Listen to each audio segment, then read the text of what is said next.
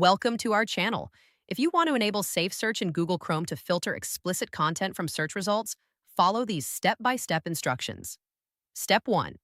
Open Google Chrome browser on your computer by clicking its icon on your desktop, taskbar, or Applications folder. Step 2.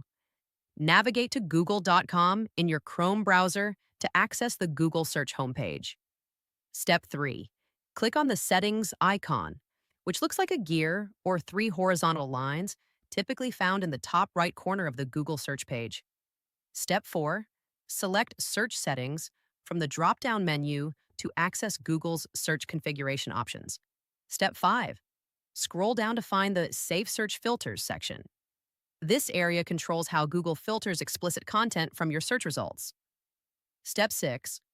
Click on the box or toggle next to Filter Explicit Results to enable Safe Search. This will activate filtering for adult content in search results, images, and videos. Step 7. Scroll to the bottom of the search settings page and click the Save button to apply your Safe Search preference to your Google account. Step 8. Safe Search is now active on Google Chrome when you're signed into your Google account.